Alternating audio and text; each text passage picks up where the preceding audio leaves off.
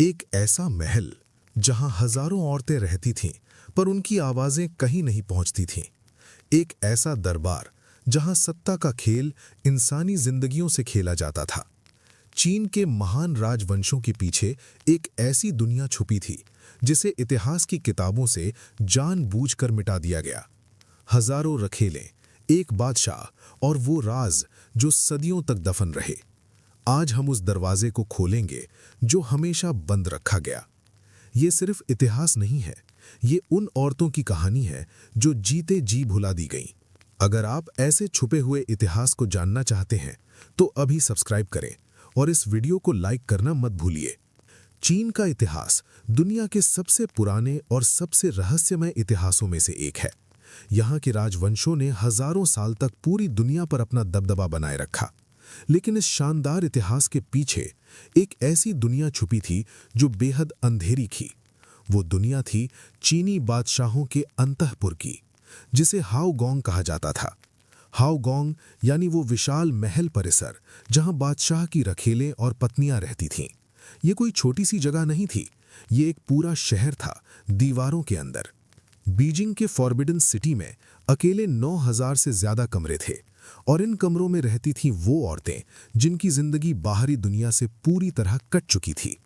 इतिहासकारों का अनुमान है कि टैंग राजवंश के दौरान एक बादशाह के पास 40,000 औरतें थीं। ये संख्या सुनकर आज भी लोगों को यकीन नहीं होता, लेकिन ये सच है। मिंग राजवंश के दौरान फॉरबिडन सिटी में 9,000 से ज्यादा रखेलें एक साथ रहती थीं। ये औरतें कहाँ से आती थीं, ये जानना और भी चौंकाने वाला है। हर 3 साल में एक बार पूरे चीन में एक बड़ा चुनाव होता था। इस चुनाव को सिलेक्शन ऑफ इंपीरियल कॉन्सॉर्ट्स कहा जाता था। सरकारी अधिकारी गांव-गांव, शहर-शहर जाते थे और लड़कियों को चुनते थे। ये लड़कियां 11 से 16 साल की उम्र के बीच होती थीं। उनके परिवारों को कोई विकल्प नहीं दिया जाता था। मना करना खतरनाक था। एक बार चुनी गई लड़की अपने घर वापस नहीं जा सकती थी, कभी नहीं। वो उसी दिन से शाही महल की संपत्ति बन जाती थी। उसका नाम बदल दिया जाता था, उसकी पहचान मिटा दी जाती थी। महल में पहुंचते ही इन लड़कियों की कड़ी परीक्षा ली जाती थी। उनके चेहरे, उनके दांत, उनकी आंखें, उनकी त्वचा, हर चीज जांची जाती थी। जो परीक्षा में पास नहीं होती थी उन्हें वापस भेज दिया जाता था, लेकिन जो पास होती थी उनकी असली परीक्षा अभी शुरू होती थी। महल के अंदर इन औरतों को अलग अलग दर्जों में बांटा जाता था। सबसे ऊंचा दर्जा था एम्प्रेस यानी महारानी, जो सिर्फ एक होती थी। उसके नीचे थी इंपीरियल कॉन्सॉर्ट्स यानी प्रमुख रखेले, जिनकी संख्या सीमित थी। और सबसे नीचे थीं वो हजारों औरतें जो शायद जिंदगी भर बादशाह का चेहरा भी न देख पाएं। इन औरतों की जिंदगी दीवारों के अंदर ही शुरू होती थी और दीवारों के अंदर ही खत्म।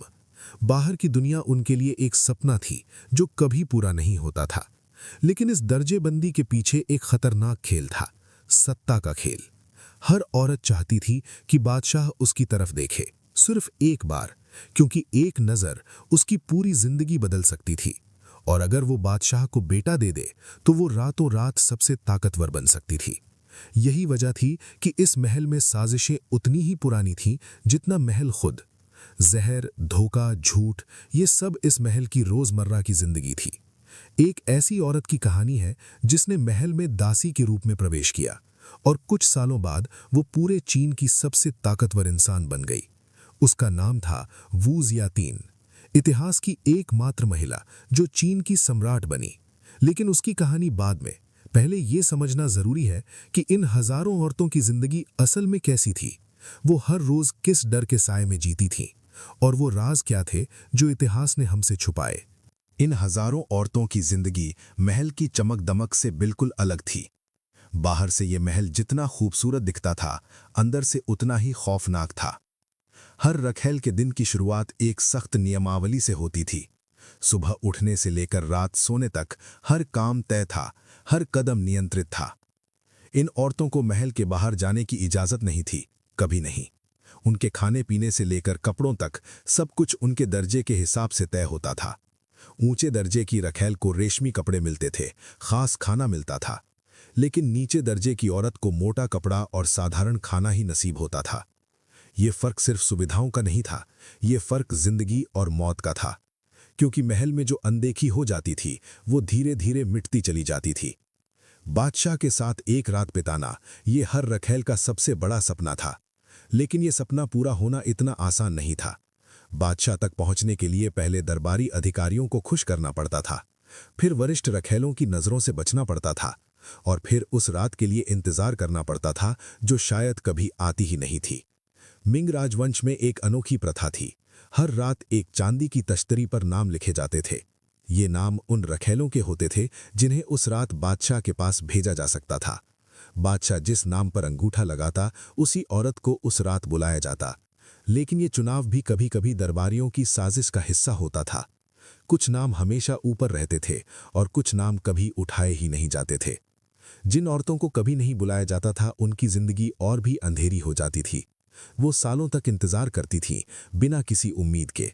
कुछ तो पूरी जिंदगी उसी महल में बिता देती थीं, बिना बादशाह का चेहरा देखे। और जब बादशाह की मौत हो जाती तो उन औरतों का भविष्य और भी भयावह हो जाता था। पुराने राजवंशों में एक खौफनाक परंपरा थी, शाही विधवाओं का भाग्य। बादशाह के मरने के बाद जिन रखैलों को बेटा नहीं था उन्हें मंदिरों में भेज दिया जाता था। वहां उन्हें बाकी जिंदगी भिक्षुणी बनकर गुजारनी पड़ती थी। लेकिन कुछ राजवंशों में ये परंपरा और भी क्रूर थी। शैंग राजवंश के दौरान बादशाह के साथ उसकी कुछ रखैलों को भी दफनाया जाता था। ये शाही बलिदान कहलाता था, जहां जिंदा औरतों को कब्र में उतारा जाता था। पुरातत्वविदों को आन्यांग की खुदाई में ऐसी कब्रें मिली है जहां एक बादशाह के साथ सैकड़ों इंसानों के अवशेष पाए गए। ये सिर्फ इतिहास की किताबों की बात नहीं, ये जमीन के नीचे दफन सच्चाई है। लेकिन इन सब के बावजूद कुछ औरतें थीं जो इस व्यवस्था को तोड़ने में कामयाब हुईं, जिन्होंने अपनी बुद्धि, अपनी चालाकी और अपनी हिम्मत से सत्ता हासिल की। और उनमें से एक नाम आज भी इतिहास में सबसे चमकदार है, वू ज़ितियान, जो एक साधारण दासी से चीन की सम्राट बन गई।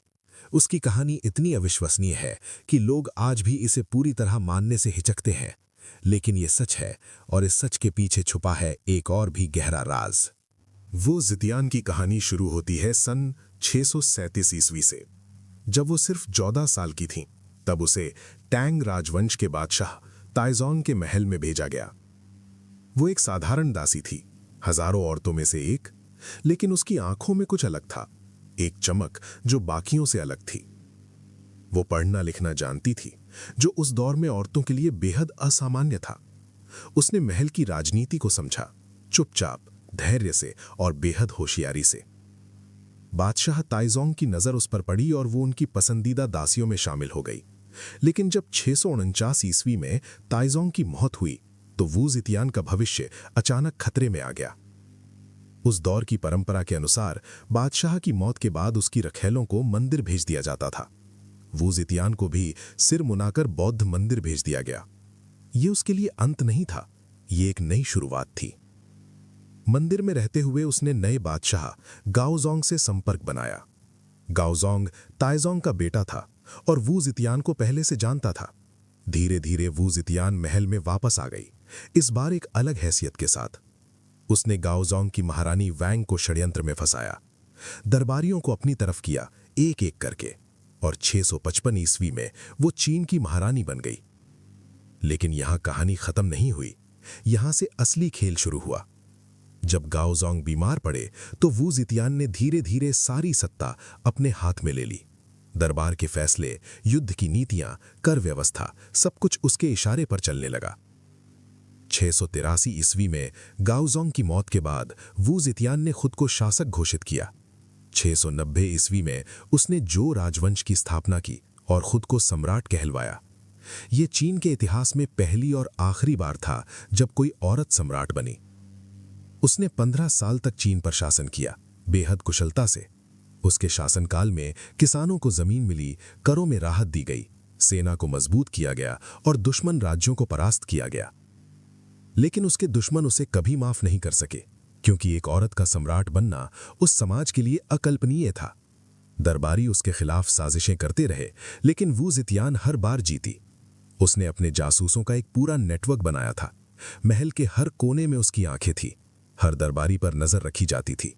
जो उसके खिलाफ जाता उसका अंजाम बेहद बुरा होता था। यही वजह थी कि बाद के इतिहासकारों ने उसे क्रूर और निर्दयी कहा। लेकिन सवाल ये है, क्या एक मर्द सम्राट के लिए भी यही शब्द इस्तेमाल होते? वू ज़ितियान की कहानी सिर्फ एक औरत की जीत की कहानी नहीं है। ये उस पूरी व्यवस्था पर सवाल है जो औरतों को दीवारों में कैद रखती थी। लेकिन वू ज़ितियान अकेली नहीं थी जिसने इस व्यवस्था को चुनौती दी। इतिहास में और भी नाम हैं, और भी कहानियां हैं जो इतिहास की किताबों में दर्ज होने से पहले ही मिटा दी गई। और उन मिटाई गई कहानियों में छुपा है सबसे बड़ा राज। इतिहास में वो कहानियां सबसे ज्यादा दफन की गईं जो सबसे ज्यादा सच थीं। चीनी बादशाहों के महल में सिर्फ वू ज़ितियान ही नहीं थी जिसने व्यवस्था को चुनौती दी।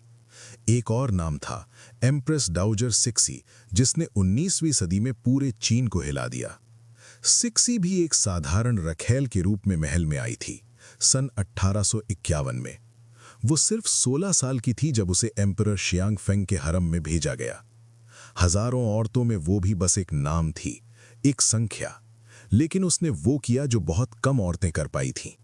उसने बादशाह को बेटा दिया और उसी दिन से उसकी किस्मत पलट गई।